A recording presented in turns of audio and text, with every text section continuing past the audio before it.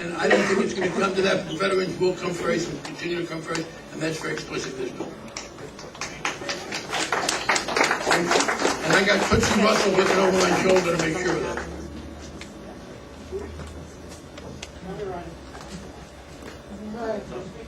Earlier on, you were talking about the states actually being in the way of something. They were doing a lot of the reforms that would actually bring down costs.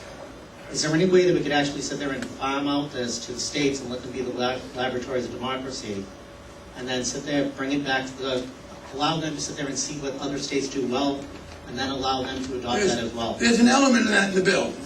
There is an element in the bill that allows the states that want to do something different to do it. In fact, one of the questions I have, and I'm working with my colleagues, is, after Massachusetts took the lead in a state program, and again, some of what some people are concerned about here won't affect them because Massachusetts is already doing it.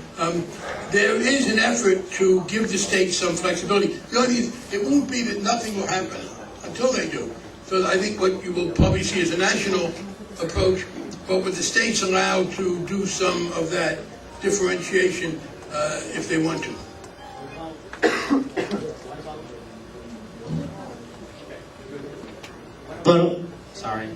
What about allowing some of those states to do medical savings accounts that are tax-free, and then also to sit there and move the medical tax deduction to the individual rather than the employer?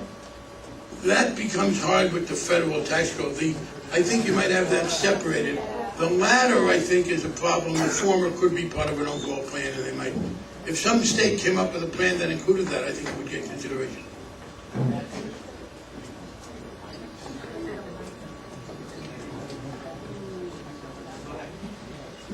Hi, my name is Sheila Levitt. I'm from Newton, Massachusetts, where Congressman Frank, I believe, is also from.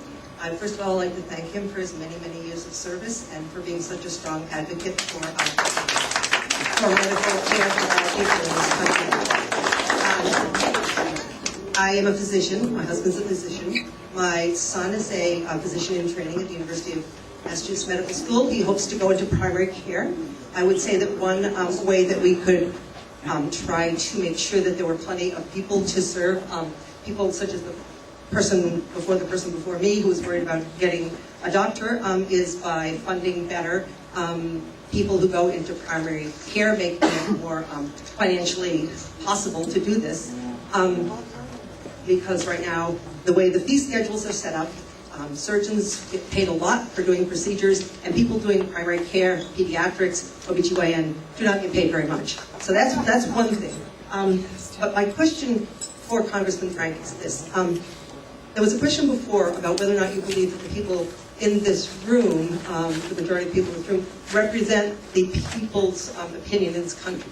And I would say that I've been to a number of these town hall meetings out of curiosity around the state. And I've heard the same talking points repeated over and over again. In Peabody, I had an elderly woman come up to me in tears, shaking, saying that she did not want the death panels getting between her and her God when it came for her to die. Now, I think that this is a heinous abuse of people's credulity. I think that the people, just a minute, please. I think that the people that just a minute. I said that I am going to ask a question. If you would just be quiet and let me. Ask the question. Ask the question. They become a convert to that rule.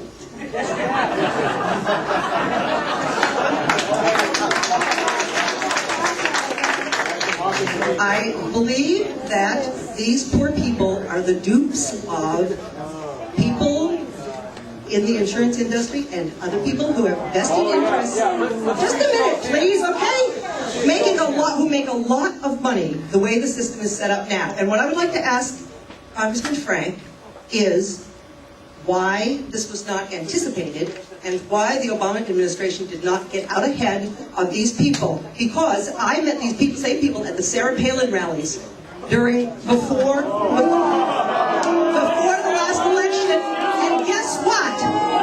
Just a minute. And guess what? Their side lost. So it must be that the majority of people in this country want the Democratic agenda, which includes serious health reform. Thank you very much.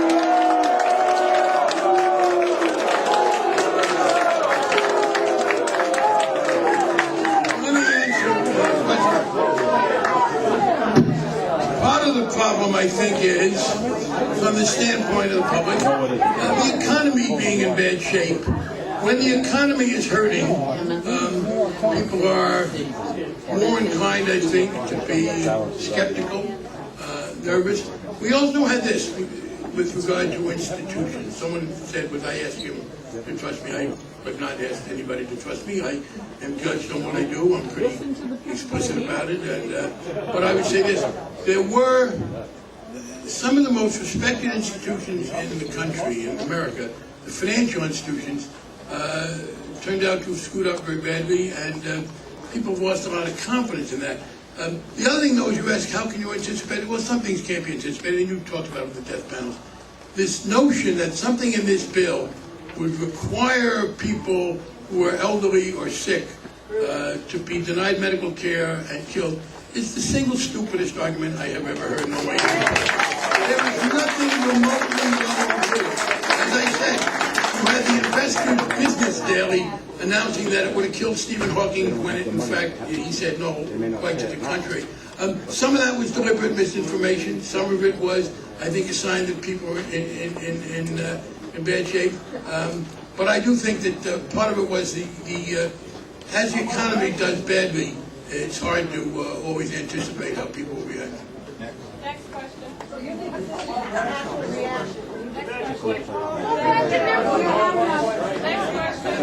Hi. I think the administration is missing something in these town hall meetings, which is that it's not just one group. The economy is collapsing. We have 30% real unemployment. 48 states cannot balance their budgets, and they are cutting programs to the bone. This is the context under which the Obama administration has said we need health care reform. Well, let me tell you. Let her speak.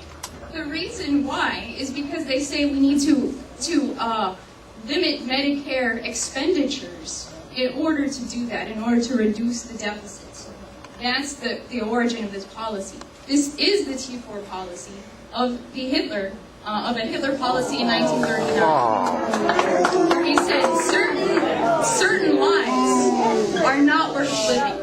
Certain people, we should not spend the money to keep them alive, which is exactly what Ezekiel Emanuel has said. So my question to you, one, is this policy is actually already on its way out. It already has been defeated by LaRouche. My question to you is, why do you continue to support a Nazi policy, as Obama has expressly supported this policy? Why are you supporting it? Let me, Why are you denying national? when you ask me that question, I am going to revert to my ethnic heritage and ask you your question with a Hey, question. didn't start with the Jews. On what planet do you spend most of your time?